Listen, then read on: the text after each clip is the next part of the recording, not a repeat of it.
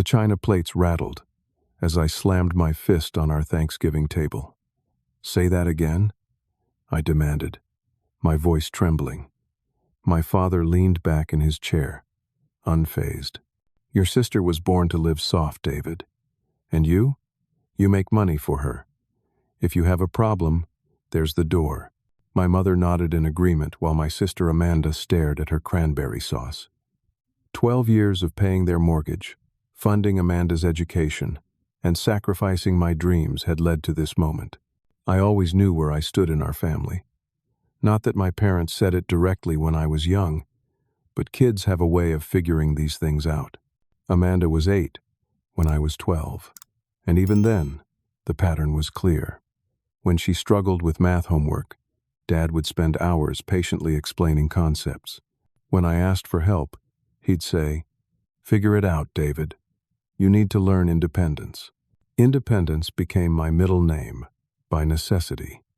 When I was 10, Dad lost his management position at the manufacturing company where he'd worked for 15 years. Our comfortable suburban life in Massachusetts shifted overnight. Mom took on extra nursing shifts, and suddenly I became the designated adult at home, making sure Amanda got off to school while our parents worked increasingly demanding schedules. "David can handle it," became my parents' mantra, and I did. I packed lunches, helped with homework, and learned to cook basic meals while Amanda was encouraged to focus on her natural talents. By high school, I'd internalized my role completely.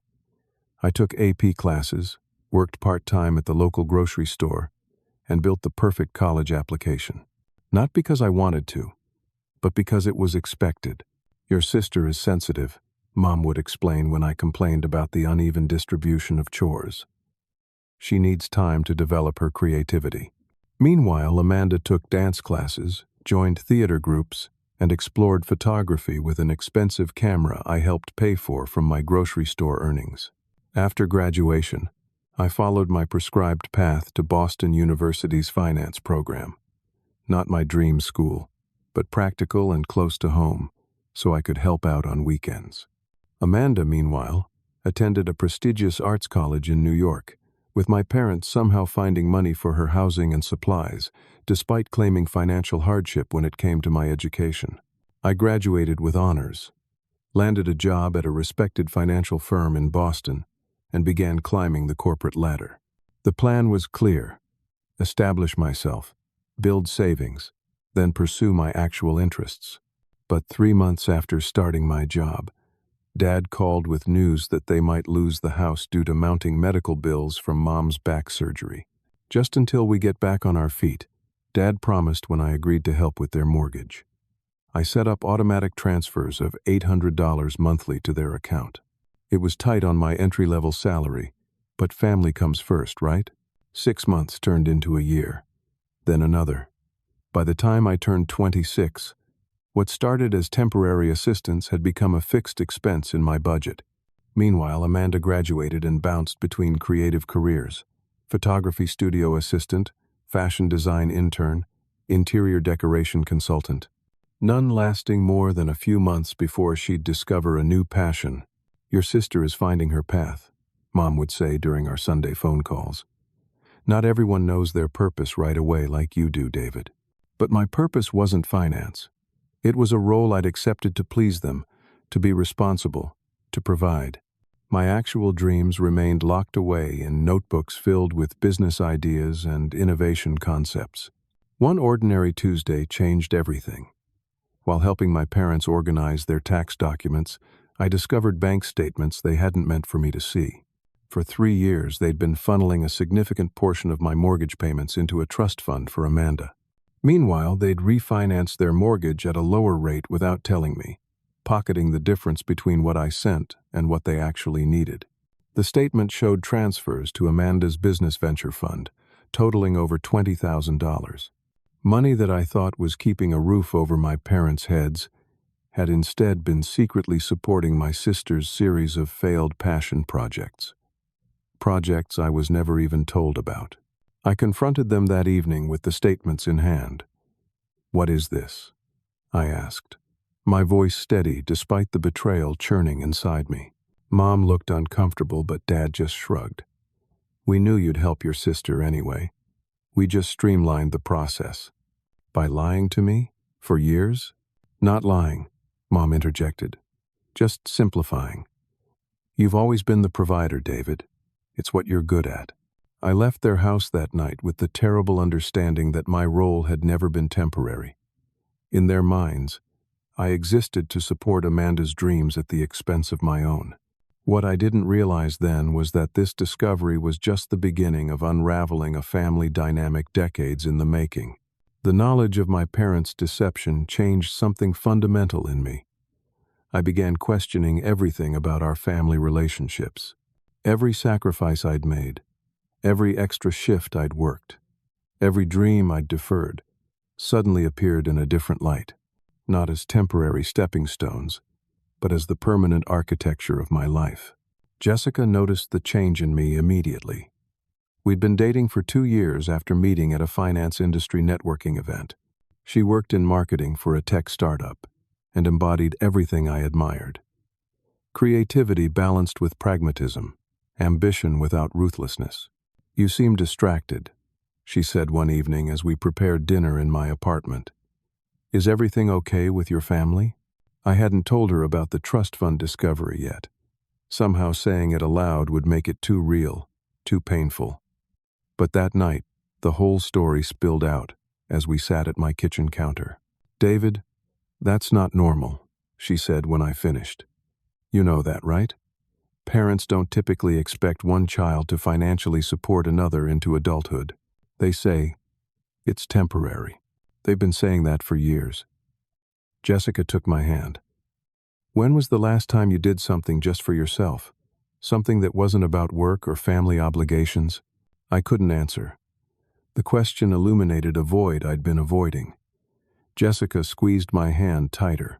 What would you do if you didn't have these financial burdens? If you could pursue anything? The answer came immediately, though I'd rarely voiced it aloud. I'd build my financial literacy app, the one I've been designing at night. For months, I'd been secretly working on a concept with my college friend Mark, a software developer. We envisioned an accessible platform that would simplify investing concepts for ordinary people, not just another budget tracker, but a comprehensive educational tool that would democratize financial knowledge. Then do it, Jessica said simply. Set boundaries with your family. Your sister is an adult now too. But extracting myself from the established pattern proved harder than expected. When I attempted to discuss reducing my financial support during our next family dinner, my parents expertly steered the conversation toward Amanda's latest venture. She's found her true calling this time, Mom announced, serving pot roast with the practiced enthusiasm of someone changing the subject. Tell him, honey. Amanda glanced up from her phone. I'm opening an art gallery. Just a small space to showcase emerging local artists. She smiled tentatively. It feels right, you know? Like everything else, was preparing me for this. I'd heard similar declarations before, but kept my skepticism to myself. That sounds interesting. How are you funding it? An uncomfortable silence fell over the table. Dad cleared his throat. Well, that's something we wanted to discuss with you. The initial investment is substantial, but the returns could be significant. Investment, I repeated. The word hung in the air between us. We thought, Mom interjected smoothly, that you might consider accessing some of your retirement savings. Just temporarily, of course. You're young enough to rebuild that nest egg. They wanted me to cash out my $401k for Amanda's gallery. The gallery that would surely join her portfolio of abandoned projects within 6 months. I need to think about it, I said finally, though inside, alarm bells were ringing. Something fundamental had shifted in our relationship. They no longer even pretended my sacrifices were for their benefit. Now they openly acknowledged I existed to fund Amanda's dreams. Later that week, I discovered something that turned my simmering resentment into cold fury. While dropping off some tax documents at my parents' house, I accidentally opened mail addressed to Amanda. Inside was a lease agreement for a luxury apartment in the upscale Beacon Hill neighborhood of Boston, with my parents listed as guarantors. The monthly rent was nearly $3,000. This while Amanda claimed to be struggling and living frugally. This while I delayed buying a home because of my financial commitments to my family. This while Jessica and I put off engagement because I couldn't afford the ring she deserved. On my drive home, Mark called with unexpected news. A venture capital firm had expressed interest in our app concept after seeing our preliminary designs. They wanted a meeting the following week. This could be it, David. Mark's excitement was palpable. The chance to build something that's actually ours. For the first time in years, I felt a flicker of hope for my own future.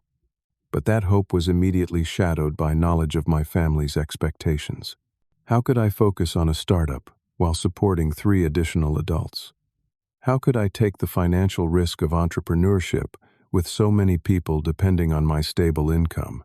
That night, I discovered yet another devastating truth. While researching investment options for my parents' retirement, I stumbled across account statements revealing substantial savings they'd never disclosed. Nearly $200,000 sat in retirement accounts they'd claimed were depleted years ago when asking for my financial help. The betrayal cut deep. For years I'd lived frugally, delayed my own goals, and strained my relationship with Jessica to support what I thought was my struggling family. Meanwhile, they had resources they deliberately concealed while accepting my sacrifices. Everything was building toward a breaking point, though I didn't yet know what form it would take. I just knew something had to change, and soon. Little did I realize that change would explode into the open at our family's Thanksgiving table, altering all our lives forever. Jessica squeezed my hand reassuringly as we pulled into my parents' driveway for Thanksgiving dinner. The modest 2-story colonial looked exactly as it had throughout my childhood, right down to the slightly crooked wreath on the front door. My stomach tightened with familiar tension, but today was different. Today, I carried the weight of 2 significant announcements: my engagement to Jessica and my decision to pursue the app development with Mark full-time. "Remember what we talked about," Jessica murmured as I cut the engine. "Your happiness matters too." We'd spent weeks discussing how to approach this family dinner. Jessica had helped me prepare what she called my independence speech, a clear but compassionate explanation of my changing financial priorities. I'd rehearsed it repeatedly, trying to strike the balance between firmness and respect. When Amanda's shiny new Audi pulled in behind us, my jaw clenched involuntarily. Another luxury she somehow afforded despite her supposedly struggling artist status. She emerged wearing designer clothes that probably cost more than my monthly rent, her boyfriend Tyler following close behind. He worked in real estate and always looked at me with a mixture of pity and confusion, clearly wondering why someone with my education and earning potential lived so modestly. "David! Jessica!" Amanda greeted us with theatrical enthusiasm, air-kissing our cheeks. "Mom's been cooking since dawn. Prepare for a food coma." The house smelled like sage, butter, and the peculiar mixture of cleaning products Mom always deployed before family gatherings. Dad welcomed us with firm handshakes before returning to watching football in the living room, while Mom fluttered between kitchen duties, barely pausing to hug us. "David, could you open the wine?" she called over her shoulder, already returning to her gravy stirring. "The good bottles are on the counter. We're celebrating today." "What are we celebrating?" I asked, dutifully uncorking a surprisingly expensive Cabernet Sauvignon. "You haven't heard?" Mom beamed. "Amanda's gallery space is confirmed. She signs the lease next week." So that was why I'd been summoned with such insistence. Not a holiday family gathering, but a strategic financial discussion disguised as one. I should have guessed. End of Lou. As I arranged wine glasses on the dining room table, I overheard hushed voices from the kitchen. Pausing near the doorway, I caught fragments of conversation that confirmed my suspicions. needs to understand the opportunity this presents, Dad was saying. It's not just Amanda's gallery. It's an investment in our family legacy. He's always been responsible, Mom replied. Once we explain how this benefits everyone long term, what if he says no? Amanda's voice sounded uncharacteristically worried. He won't, Dad said with certainty that made my blood pressure rise. David knows his role in this family. I retreated silently to the living room, where Jessica was making polite conversation with Tyler about Boston's real estate market. The confidence in my father's statement echoed in my head. David knows his role. Like I was a character in a play, assigned lines I couldn't deviate from. Dinner began pleasantly enough. The food was delicious as always, with Mom's culinary skills on full display. Conversation flowed around safe topics, initially weather, sports, neighborhood gossip. I waited for the right moment to share my news, but the opportunity never seemed to materialize.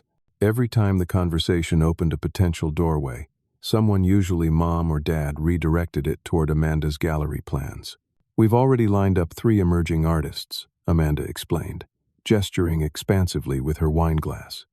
And Tyler thinks we can get zoning approval to serve wine during opening events. That's where the real money is, Tyler added with the confidence of someone who's never worried about paying bills. Art is great, but the hospitality element is what builds sustainable revenue. David's firm might have clients interested in investing, Dad suggested, giving me a pointed look. High net worth individuals are always looking for creative tax advantages. Jessica tried to redirect the conversation. Speaking of David's work, he has some exciting news to share. Oh, we're still on appetizers, Mom interrupted smoothly. Let's save David's work updates for the main course. Amanda, tell everyone about the gallery's location. And so it continued through 2 more courses. Every attempt to discuss my life or accomplishments was gently but firmly redirected. Jessica grew increasingly tense beside me, her hand occasionally squeezing my knee under the table in silent support. By the time dessert was served, I'd had enough. I cleared my throat loudly, interrupting Amanda mid-sentence about her gallery's Instagram strategy. Jessica and I are engaged, I announced, reaching for her hand. We're planning a summer wedding next year. A moment of surprised silence followed before Mom recovered. Well, that's wonderful, dear. Though summer venues book up quickly, you might need to wait another year to get something suitable. And we're quite happy with the timing, Jessica added firmly. We've waited long enough. Her emphasis on waited wasn't lost on anyone at the table. An uncomfortable pause followed. There's something else, I continued, my heart pounding but resolve strengthening.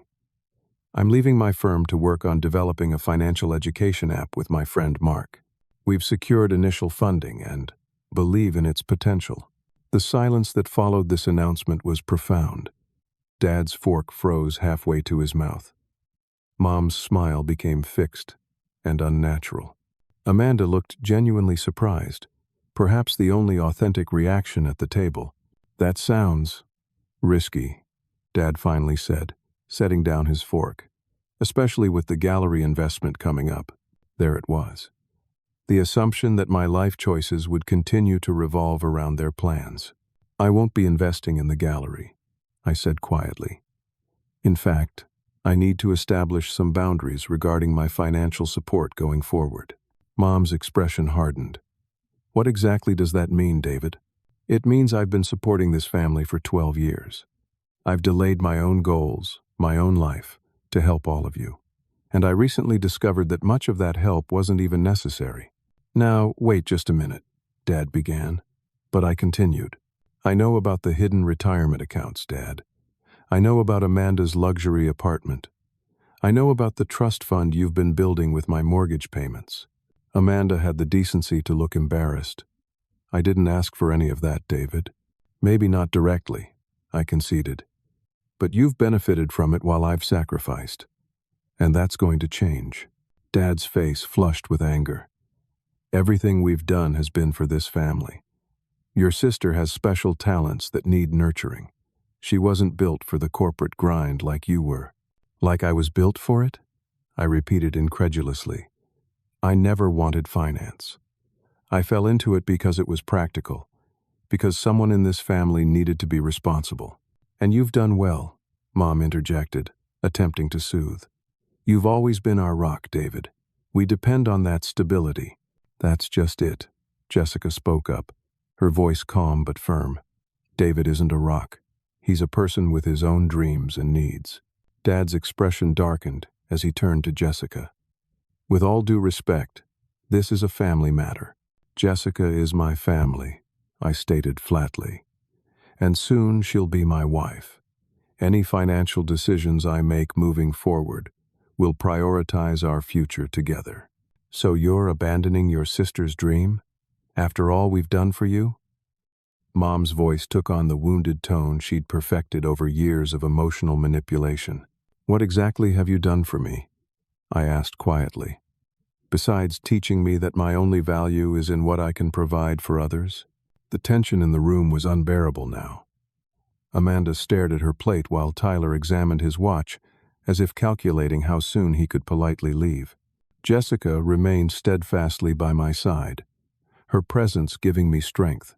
Your sister was born to live soft, David, Dad finally said, leaning forward with intensity. And you make money for her.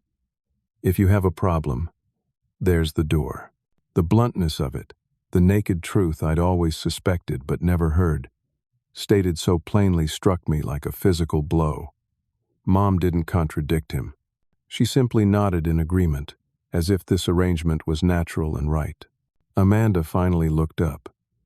That's not fair, she said, surprising everyone. I never asked to be treated differently. You've been pitting us against each other our whole lives. We gave you both what you needed, Mom insisted. David needed independence. You needed support. You decided what we needed, I corrected.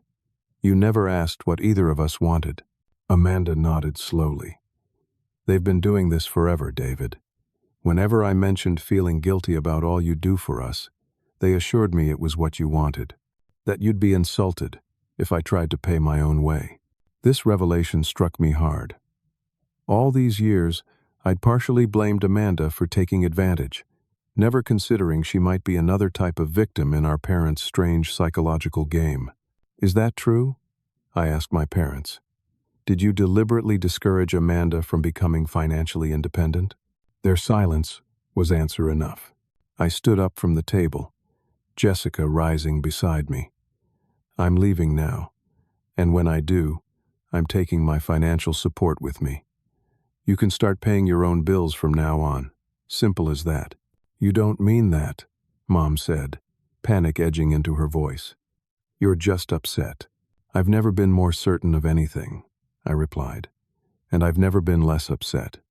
For the first time in my adult life, I'm putting myself first.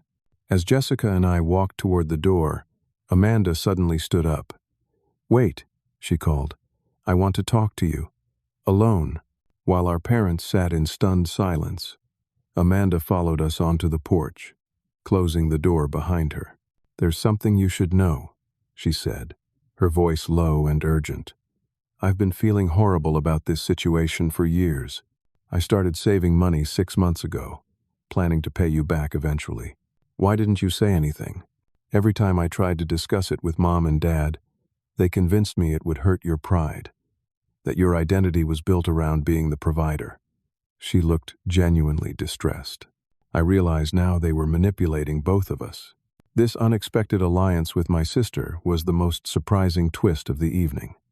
For years, I'd viewed her as complicit in my parents' scheme, never considering she might be constrained by the same dysfunctional dynamic from a different angle. We should talk more, I told her. But not today. I need space from all of this.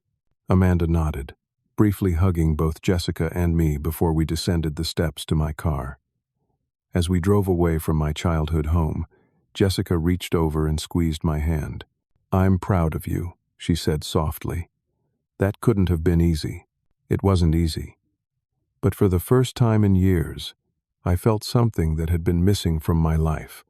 The lightness of authenticity, of standing in my truth, regardless of the consequences. The road ahead would be challenging, but it was finally my road to travel. The days following Thanksgiving passed in a strange blur of liberation and anxiety. My phone accumulated missed calls and unread text messages from my parents, each more desperate than the last. I responded only once, with a brief text. "I need space. Please respect that." Jessica's apartment became my sanctuary. She worked remotely that week, maintaining a calm presence as I processed years of suppressed emotions. Sometimes I'd find myself staring at the wall, overwhelmed by alternating waves of guilt and righteous anger. "You're grieving," Jessica observed on the third evening as we shared takeout on her couch. "Not just the relationship you had with your parents, but the one you thought you had, the one you deserved to have." She was right. Beyond the financial manipulation lay a deeper betrayal. The realization that my parents had never seen me as a complete person with my own desires and needs. In their narrative, I was a supporting character in Amanda's story, not the protagonist of my own. "I keep asking myself if I'm overreacting," I admitted. "Maybe this is normal. Maybe all parents favor one child over another." "Preference is human," Jessica said carefully. "But what they did goes beyond preference. They systematically sacrificed your future to benefit your sister while lying to both of you about it. That's not normal, David. That's exploitation." On Monday morning, I returned to my apartment and made two significant calls. First to a financial advisor recommended by a colleague, then to a lawyer specializing in family financial entanglements. Both conversations clarified the complex web I needed to untangle.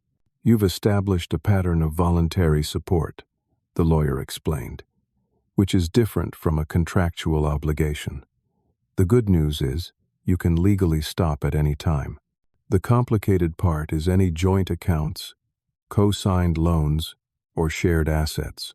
I spent the afternoon creating a comprehensive spreadsheet of every financial connection to my family. Mortgage contributions, utility payments, insurance premiums, car loans, credit card payments. The total monthly amount was staggering. Nearly 40% of my income flowed directly to supporting my parents and sister. While organizing these records, I discovered something that made my stomach clench. An email from my father to a local bank, using my financial credentials and employment verification to secure a business loan for Amanda's gallery. He had listed me as a silent partner without my knowledge or consent, effectively making me liable for a $75,000 loan I never agreed to. This discovery propelled me to dig deeper. I spent hours combing through financial documents, emails, and bank statements, uncovering a pattern of financial misrepresentation that spanned years. My parents hadn't just been accepting my money, they'd been leveraging my credit history, professional reputation, and earning potential to create financial opportunities for Amanda. In the midst of this investigation, my phone rang with an unfamiliar number. It was my Uncle Thomas, my father's younger brother whom I hadn't seen in over a decade. "I heard what happened at Thanksgiving," he said without preamble. "Your cousin Megan called me." I hadn't realized Megan knew about the confrontation, but small-town family gossip traveled quickly. "I just wanted you to know," Thomas continued. "The same thing happened to me. Different details, but same pattern." Thomas shared how he'd been the responsible one while my father had been the family favorite. How their parents had directed Thomas's earnings towards supporting my father's early business ventures. How he'd eventually cut financial ties and was subsequently ostracized from family gatherings. "They called me selfish for years," Thomas explained. "Said I'd abandoned the family. It took me therapy and a good marriage to realize I'd done the right thing." This conversation led to others. I reconnected with cousins who shared similar experiences within our extended family.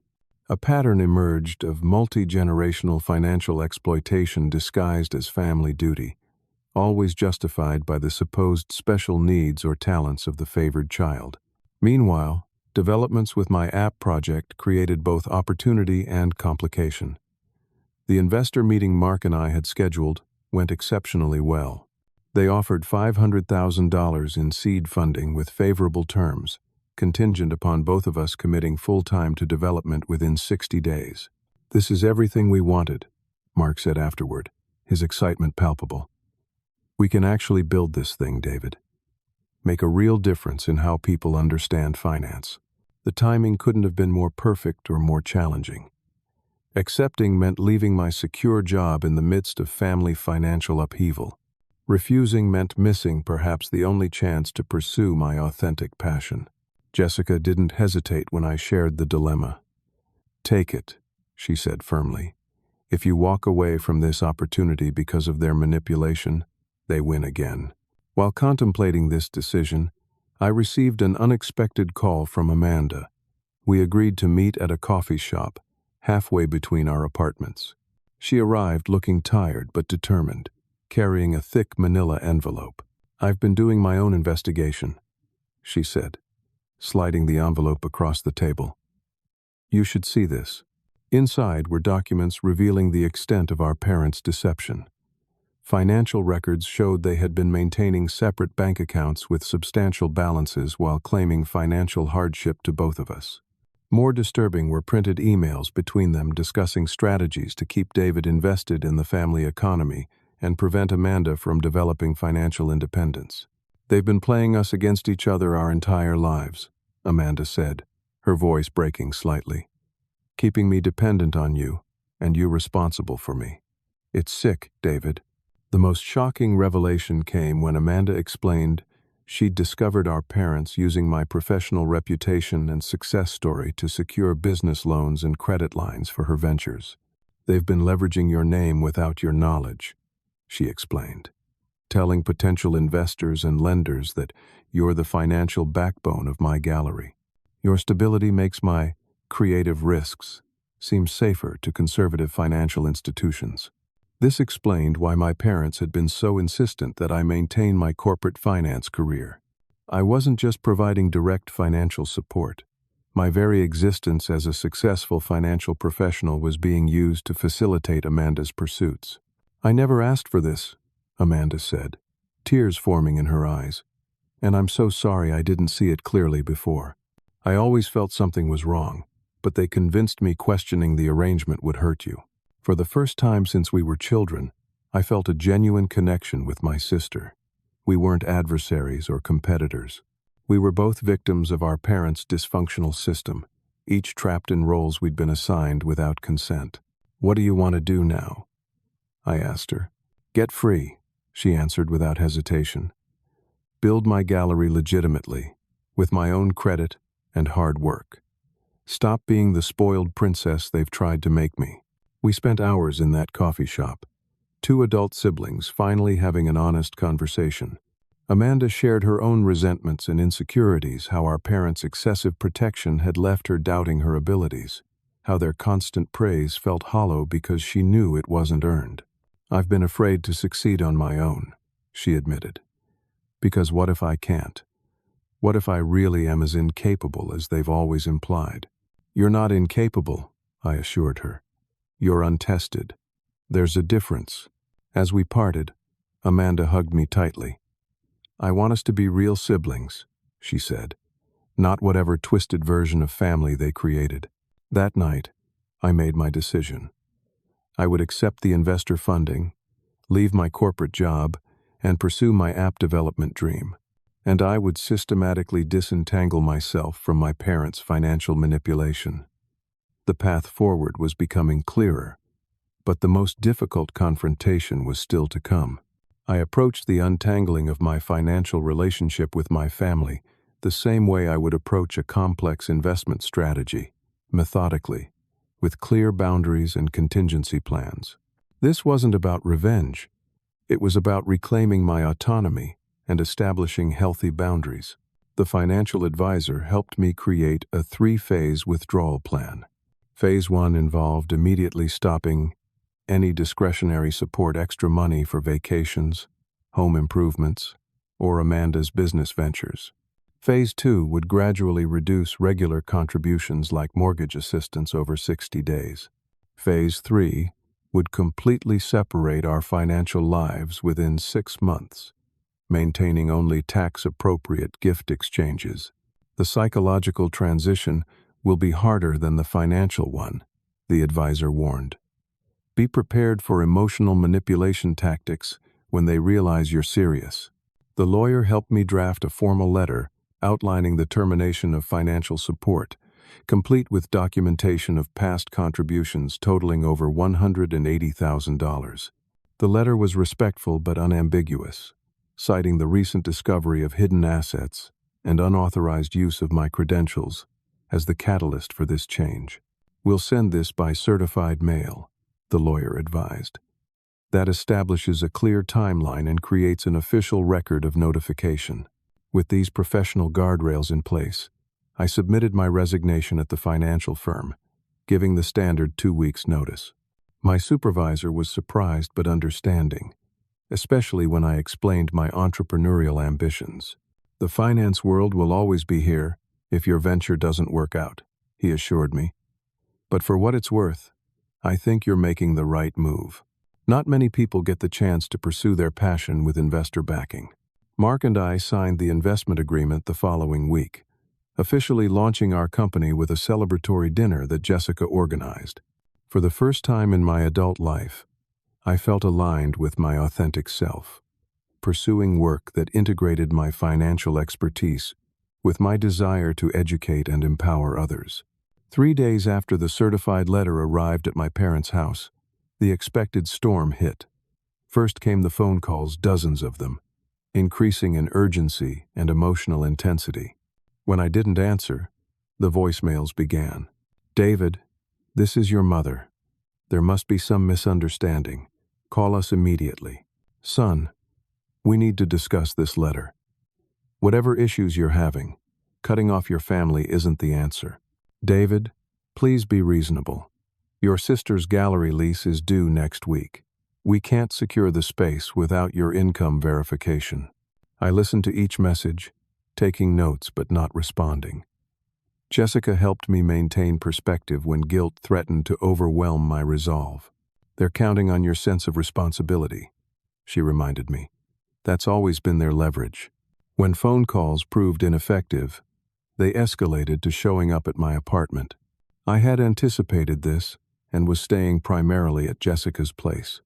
But my neighbor texted that my parents had been sitting in their car outside the building for hours. Next came the proxy outreach. Extended family members and childhood friends suddenly contacted me, each bearing the same message. Life is short, family is forever, everyone makes mistakes. Each conversation followed a suspiciously similar pattern, suggesting orchestration by my parents. "Your mom is distraught, David," my second cousin Laura reported during an unexpected call. "She's not sleeping or eating properly. Is whatever happened really worth hurting her this way?" "What did she tell you happened?" I asked, curious about the narrative they were spreading. "Just that you had a misunderstanding at Thanksgiving and now you're refusing to help with family expenses. She said you've changed since getting involved with Jessica." And there it was, the attempt to shift blame onto my fiancée, casting her as the outside influence corrupting family loyalty. It was predictable but still infuriating. Amanda called to report. Similar tactics were being used on her. "They've frozen me out since our coffee meeting," she explained. Dad implied, "I betrayed the family by talking to you. They're pressuring me to reach out and bring you back to reason." "Are you okay financially?" I asked, concerned they might withhold support to punish her. "I'm managing. My friend Stephanie offered me her spare room until I figure things out, and I've picked up extra shifts at the gallery where I've been working part-time." She paused. "It's actually empowering to pay my own bills, as terrifying as it is." The most alarming escalation came when my mother began contacting Jessica directly. First with friendly lunch invitations that thinly veiled interrogations about what David is really thinking.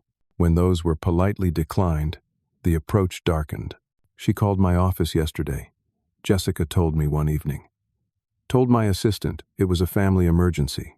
When I took the call, she spent 20 minutes explaining how I was destroying a loving family and suggested I'd regret coming between you and your parents when we have our own children someday. This crossed a line. I broke my silence and called my mother directly. "Do not contact Jessica again," I said when she answered, my voice controlled but firm. "Not by phone, not by email, not in person.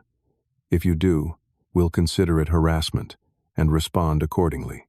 "Is that her talking, or you?" Mom asked, her voice dripping with insinuation. "You never used to speak to me this way." "It's me, Mom. The adult version of me who's setting healthy boundaries." "Boundaries," she repeated as though the word was foreign. "Since when does family have boundaries?" "We're blood, David. Even blood relatives should respect each other's autonomy," I replied. "Please pass the message to Dad as well. Any further contact should be through my lawyer until things settle down." I ended the call feeling both drained and strengthened. Setting and enforcing boundaries was new territory, uncomfortable but necessary. The most troubling development came the following week. Mark called in a panic, explaining that a potential investor had suddenly withdrawn interest in our app. "They received an email claiming you're financially unreliable," he explained, "that you have a history of backing out of family commitments and might do the same with business partners." It didn't take much investigation to confirm my suspicions. My father had contacted several members of his business network, including 2 people connected to our investor group, spreading damaging misinformation about my reliability and character. This attack on my professional reputation required immediate response. I scheduled emergency meetings with our primary investors, transparently explaining the family situation and providing documentation of my consistent financial responsibility. Most were understanding, having dealt with family business complications themselves. "This actually demonstrates your integrity," our lead investor commented. "You're willing to make difficult decisions, rather than continuing a dysfunctional arrangement. That's exactly the kind of leadership we're investing in." While the immediate crisis was contained, the incident clarified something important. My parents were willing to sabotage my career and future rather than accept the loss of control. This wasn't just about money anymore. It was about power, control, and a deeply ingrained family dynamic that resisted change at all costs. The time had come for a direct confrontation, one that would either begin a healing process or finalize the separation between my new life and my family of origin. With Jessica's support and Amanda's unexpected alliance, I began preparing for what would likely be the most difficult conversation of my life. After weeks of escalating tensions and failed attempts at resolution through intermediaries, I decided a face-to-face meeting was necessary. Not at my parents' home where old dynamics would automatically reassert themselves, and not at my apartment where they might feel ambushed. Instead, I reserved a private room at a neutral location, a community center near their neighborhood. I sent a formal invitation through certified mail, specifying the date, time, and purpose. A discussion regarding our family's financial and relational future. I requested Amanda's presence as well, feeling her perspective was crucial to any meaningful resolution. In preparation, I compiled a comprehensive documentation package for each participant. Financial records of my contributions over 12 years, evidence of the hidden accounts and misrepresentations, and a proposed framework for moving forward. Jessica helped me organize everything into clear, factual presentations that would be difficult to dismiss or reinterpret. Remember, she counseled the night before the meeting, this isn't about punishing them or proving you're right. It's about clarifying reality and establishing how you'll relate to each other moving forward. The morning of the confrontation, I arrived early to set up the room. 4 chairs arranged around a small conference table, water pitchers and glasses, folders containing the documentation at each place setting. The formality felt necessary, a way to signal this wasn't just another family disagreement, but a significant renegotiation of our relationship. Amanda arrived first, looking nervous but resolved. She'd moved out of her luxury apartment into a modest studio, a concrete step toward financial independence that impressed me. "I'm scared," she admitted as we waited. I've never really stood up to them before. Just speak your truth, I advised. That's all any of us can do today. When our parents entered the room, the tension was immediately palpable. Mom appeared to have been crying, while Dad maintained the stern countenance he'd always deployed during serious family discussions. They seemed taken aback by the formal setup, perhaps having expected a more emotional, less organized encounter. "Thank you for coming," I began once everyone was seated. "I know this is difficult, but I believe it's necessary for all of us." "This feels very cold, David," Mom interjected immediately. "Like a business meeting, rather than a family discussion." "That's because it is partly a business meeting," I responded calmly. "For too long, our family relationships have been entangled with financial arrangements that haven't been clearly acknowledged or consensually established. Today, we're separating those things." I opened by presenting a timeline of my financial contributions since college graduation: mortgage payments, insurance premiums, Amanda's education costs, personal loans never repaid. The total exceeded $180,000, not counting ongoing monthly support. "This isn't about the money itself," I clarified. "It's about the expectations and manipulations surrounding it, about the stories we've been told and the roles we've been assigned without our consent." Dad shifted uncomfortably but remained silent as I continued, outlining the discoveries that had precipitated my withdrawal of support: the hidden retirement accounts, the trust fund created in Amanda's name with my mortgage contributions, the unauthorized use of my credentials for loan applications. "What troubles me most," I said, maintaining eye contact with both parents, "isn't that you needed financial help. It's that you deliberately misrepresented your situation to ensure that help continued indefinitely, regardless of my own needs or goals." "We did what was best for the family as a whole," Dad finally responded, his voice tight with controlled anger. "Sometimes that meant making difficult decisions about resource allocation." "Resource allocation," I repeated. "That's a convenient euphemism for systematically prioritizing one child's comfort over another's future." Mom began to cry, a response that once would have immediately triggered my guilt and compliance. Today, I recognized it as another form of emotional leverage and continued calmly. "I'm not here to cast blame," I said. "I'm here to establish truth and set boundaries for our relationship moving forward." I then invited Amanda to share her perspective.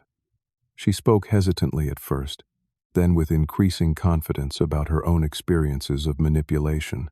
"You never gave me the chance to become independent," she told our parents. "Every time I showed signs of self-sufficiency, you'd intervene with help that actually kept me dependent. You'd undermine my confidence while praising my special talents that supposedly justified endless support." Mom seemed genuinely shocked by Amanda's words. "We only wanted what was best for you, for both of you," she insisted, looking between us. "Everything we did came from love." "I believe you think that's true," I acknowledged. "But love shouldn't require one person to sacrifice their dreams so another can pursue theirs without effort or contribution." Dad's patience finally broke. "This is ridiculous. Family means supporting each other. It means those with ability help those with need. You've always had the ability to succeed financially, David. Your sister hasn't. It's that simple." "But it wasn't a temporary arrangement during times of need," I countered. "It became a permanent expectation that I would indefinitely fund a lifestyle neither of you were willing to work for yourselves." "That's unfair," Mom protested. "We worked hard all our lives." "Yes, but not hard enough to support the lifestyle you wanted," Amanda interjected, surprising me with her clarity. "So, you used David to bridge the gap, while convincing both of us this was normal and right." The conversation continued in this vein for nearly 2 hours. Initial defensiveness gradually gave way to reluctant acknowledgement, as the evidence became impossible to dismiss. Mom eventually admitted to the deliberate concealment of their financial resources, though she insisted it had been done to protect the family. The real breakthrough came unexpectedly when Dad, frustrated by our continued pressure, exclaimed, "You think this is unique to our family? This is how it's always been done." My brother Thomas supported me the same way before he selfishly abandoned his responsibilities. This admission opened a flood of family history I'd never been told. Dad's parents had established the same dynamic between their children, designating one as the provider and another as the recipient of family resources. The pattern extended back at least 3 generations, each iteration justified by the same language of family duty and special needs. So this was never about Amanda's unique talents or my particular strengths, I said, the revelation landing heavily. It was about perpetuating a dysfunctional family system you inherited and never questioned. For the first time, Dad looked genuinely uncomfortable rather than angry. "It was what we knew," he said quietly. "What I experienced growing up." This glimpse of vulnerability created an opening for the hardest part of our conversation, establishing the terms of our relationship moving forward. I presented my proposal, a complete financial separation, with any future exchanges limited to normal gift-giving occasions, regular family contact conditional upon respect for personal and financial boundaries, and a 6-month cooling-off period to adjust to the new reality. "This feels like punishment," Mom said, tears flowing again. "Like you're charging us for being imperfect parents." "It's not punishment," I corrected gently. "It's protection. For all of us. I need to protect my right to build my own life. Amanda needs to discover her capability, without interference. And you both need the opportunity to develop relationships with your children based on genuine connection rather than financial dependence." Amanda nodded in agreement. "I want a real relationship with both of you, but I can't have that while feeling like a pawn in a financial arrangement I never consented to." By the meeting's end, no magical reconciliation had occurred. My parents didn't suddenly transform into the supportive, equitable parents we had always deserved. But something important had shifted. The hidden dynamics were now exposed to light, making it impossible to continue the old patterns without conscious choice. As we prepared to leave, Dad approached me privately. "I don't agree with all of this," he said stiffly, "but I recognize you're serious. And perhaps we have expected too much for too long." It wasn't an apology, but it was an acknowledgement. The beginning of a potential shift, if not a complete transformation. Amanda and I left together, both emotionally drained, but also experiencing a new sense of solidarity and cautious hope. "Do you think anything will really change?" she asked, as we walked to our cars. "I don't know," I answered honestly. "But we've changed. And sometimes that's enough to transform an entire system. 6 months can transform a life completely." In the half-year following our family confrontation, both external circumstances and internal landscapes shifted dramatically, creating space for new possibilities none of us had imagined before. The launch of our financial education app exceeded even our most optimistic projections. Mark and I worked relentlessly through development and beta testing, refining features based on user feedback and expanding educational content. When we officially released the platform, the response was immediate and enthusiastic. Financial literacy educators praised its accessibility, while individual users shared stories of newfound confidence in managing their money. "This is exactly what I needed in my 20s, one reviewer wrote. Clear explanations without condescension. Finally, someone making finance understandable without assuming prior knowledge." The success brought practical benefits: financial stability, professional recognition, industry awards. But the greatest reward was the alignment between my work and values. Each day, I helped people understand concepts that had previously seemed intimidating or inaccessible. My corporate finance experience, once just a means to support my family, became invaluable context for creating truly helpful content. Meanwhile, Jessica and I finalized our wedding plans for a simple ceremony in a botanical garden. We decided against a large celebration, preferring to allocate resources toward our shared future goals. The guest list remained a source of anxiety until the deadline for invitations could no longer be postponed. "We should invite them," Jessica said one evening as we reviewed our final list. "Not because they deserve it, but because you deserve the chance to include your family on your terms." After careful consideration, I sent invitations to my parents and Amanda. The accompanying note was simple. "We would value your presence as we begin this new chapter. No expectations, just an open door if you choose to walk through it." Amanda responded immediately with an enthusiastic acceptance. My parents' response arrived 3 days later, a formally worded acceptance that suggested cautious willingness to respect the new boundaries. The wedding planning continued with tentative hope but realistic expectations. Throughout these months, Amanda and I developed a relationship independent of our parents' influence, something we'd never truly had before. She found a position managing an established gallery, learning the business from the operational side while developing her curatorial eye. Her apartment was modest, her lifestyle simplified, but she reported a growing sense of accomplishment and self-respect. "I always believed I needed extraordinary success to justify my existence," she confided during one of our regular coffee meetings. "Now I'm learning that paying my own bills and making my own decisions is actually more satisfying than having everything handed to me."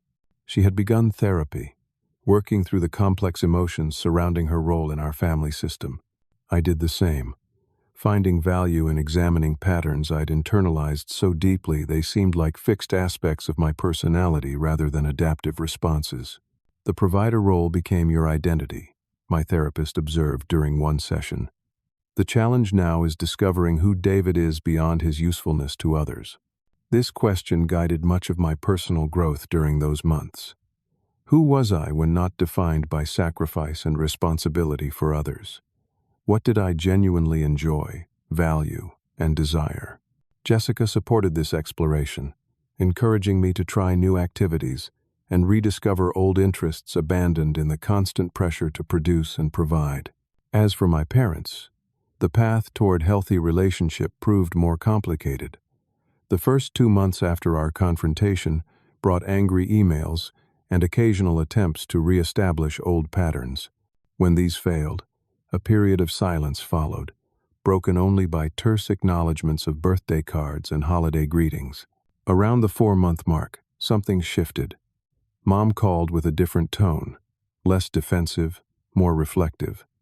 She asked questions about my life and actually listened to the answers. Dad began sending occasional articles about entrepreneurship and finance education, small acknowledgments of my new path. These weren't dramatic transformations. There were still uncomfortable moments, reflexive attempts to trigger guilt or obligation. But there were also genuine efforts to connect without manipulation, to see me as an adult with legitimate choices rather than a resource to be managed. The most significant indicator of change came when my parents began seeing a family therapist, initially to understand where they went wrong with their children, but gradually engaging with deeper patterns in their own upbringing and relationship. They didn't share much about these sessions, but their interactions demonstrated subtle but meaningful shifts in awareness. When my wedding day arrived, the garden setting provided natural beauty that required minimal decoration. Jessica was radiant in a simple ivory dress, her happiness the only adornment needed. My nervous anticipation centered not on the ceremony itself, but on the family interactions to follow. My parents arrived precisely on time, dressed formally but appropriately. Mom hugged me with tears in her eyes, while Dad offered a firm handshake that evolved into an awkward but sincere embrace. "We're proud of you, son," he said gruffly. "Different path than I expected, but you're doing well." Coming from him, this represented significant growth, not effusive approval, but genuine acknowledgement of my right to choose my own direction. The ceremony itself was brief but meaningful, with personal vows Jessica and I had written together. Amanda served as a bridesmaid, while Mark stood as my best man. The reception that followed was intimate and relaxed, with none of the family tension I'd feared. At one point, I observed my father deep in conversation with Jessica's dad, both men laughing over shared stories of entrepreneurial mistakes. Mom helped arrange centerpieces that had been disrupted by a sudden breeze, working alongside Jessica's friends, without attempting to control or redirect their efforts. Small moments of normal family interaction that once seemed impossibly distant. During the reception dinner, Amanda surprised everyone by asking to make an unplanned toast. She stood nervously, glass in hand, and spoke from the heart. "My brother and I grew up in a family where roles were assigned rather than chosen," she began. "David was designated the provider, the responsible one, while I was cast as the special talent requiring support and protection. It's taken us 30 years to break free from those limitations and discover who we really are." She turned to face me directly. "David, watching you reclaim your life has inspired me to do the same. Your courage in setting boundaries made space for both of us to grow. Jessica, thank you for supporting him through this journey, and for welcoming me as a true sister rather than a complication in your lives." There wasn't a dry eye at our table as Amanda concluded. "To David and Jessica, may your marriage be built on the freedom to be yourselves, the courage to grow together, and the wisdom to know that real love empowers rather than diminishes." The year that followed brought continued evolution in all our relationships. Amanda opened her gallery, a small, sustainable space funded through legitimate business loans and her own savings. My parents attended the opening, visibly proud, but no longer controlling the narrative. Jessica and I purchased our first home, a modest but comfortable place. With a spare bedroom we converted into a nursery when we learned we were expecting our first child. The prospect of parenthood prompted deep reflection on the family patterns I wanted to continue, and those I was determined to break. "I worry sometimes," I admitted to Jessica late one night. "What if these patterns are so deeply ingrained that I recreate them without realizing?" "The fact that you're asking that question is precisely why you won't," she assured me. "Awareness creates choice. Your parents never questioned the system they inherited. You do, and that makes all the difference." When our son was born the following spring, my parents visited with appropriate boundaries, helping when asked, stepping back when needed, gradually learning a new way of being family. There were still occasional missteps and old habits that resurfaced under stress, but the general trajectory remained positive. At our son's first birthday celebration, a simple gathering in our backyard, Dad pulled me aside while everyone else was occupied with cake and presents. "I've been thinking about something," he said, uncharacteristically hesitant. "You remember that Thanksgiving when everything came to a head? When I said your sister was born to live soft and you were born to provide?" I nodded, the memory still carrying emotional weight despite the healing that had occurred. "I was wrong," he continued. "Not just morally wrong, but factually wrong. None of us are born to specific roles. We create those roles, or accept the ones given to us. Your mother and I did what was done to us, without questioning whether there might be a better way." He glanced over at my son, playing happily in his high chair. "I see how you're raising him with room to discover who he is, rather than who you need him to be. It's a better way, David. A much better way." This wasn't a perfect Hollywood ending. My parents hadn't transformed completely, and our relationship still required careful maintenance of boundaries. But his acknowledgement represented something profoundly important, the breaking of a multi-generational pattern of control and exploitation disguised as family duty. Looking around at our gathered loved ones, Jessica helping Amanda set up a display of photos, my mother actually listening to Jessica's mom rather than dominating the conversation, my son experiencing family as a source of joy rather than obligation, I felt a deep sense of accomplishment, greater than any professional success. By refusing to accept the role assigned to me, I had created space for everyone in our family to grow beyond their designated parts. By insisting on authenticity, I had made genuine connection possible. And by prioritizing my own dreams, I had demonstrated a different model of success, one measured not by sacrifice but by alignment with one's true self.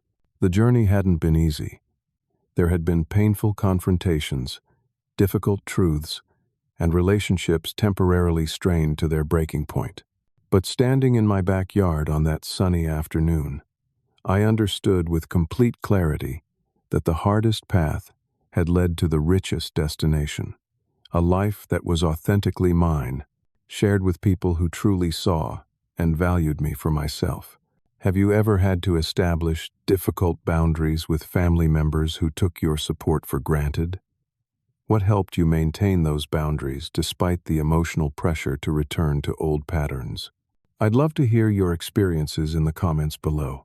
And if this story resonated with you, please like, subscribe, and share it with someone who might benefit from knowing they're not alone in these complicated family dynamics. Thank you for listening to my journey, and I wish you courage and clarity in your own path toward authentic relationships.